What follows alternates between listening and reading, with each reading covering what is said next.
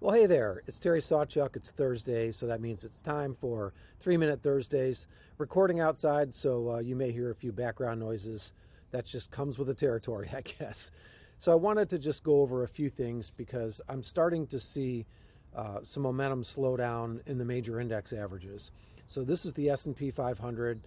We're kind of in a high point here. The S&P is all the way up at 5250, but it looks like it's running out of steam, as you can see on the chart. More importantly, I see momentum starting to slow down.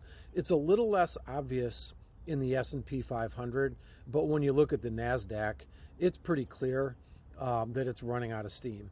And you can see down here that the momentum is really slowing down. That green looks like it's heading towards turning a little bit red. And this does not mean that we're due for an imminent crash. It just means that we're probably due for a pullback. And again, if I go back to the S&P 500 here, we really haven't had anything close to a 5% pullback recently. The biggest pullback was right here. That was maybe around 2 or 3%. But you have to go all the way back to November of last year before we saw anything meaningful. So I think the rally is running out of steam. However, I think the backdrop is really supportive. So the fact that we've got low interest rates and maybe heading lower, one of the things that I look at is the U.S. dollar. And while the dollar kind of had a little bit of a bounce here, especially is a little bit surprising after the Fed meeting, but I think that the dollar is likely peaking out and maybe starting to weaken a little bit. And again, that would coincide with the Fed probably cutting rates within the next couple of months. So we watch that real closely. Unfortunately, one of the things that I've seen, and just from an inflation standpoint, is probably not the best thing, is that oil has been going up. Right now we're seeing oil at almost $83 a barrel, and it's been on a steady incline.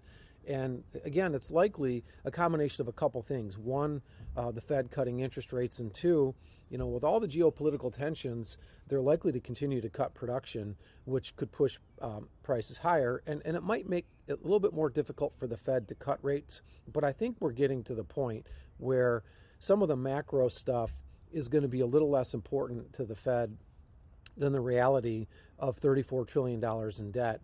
And the challenge that we face if we let interest rates get too high. If you look at the 10-year Treasury, it kind of peaked out at around, recently anyway, at about 4.35%, but it's dipping now. I wouldn't expect that to continue. I think we're going to run into a situation where short-term rates might go down, but long-term rates might go up.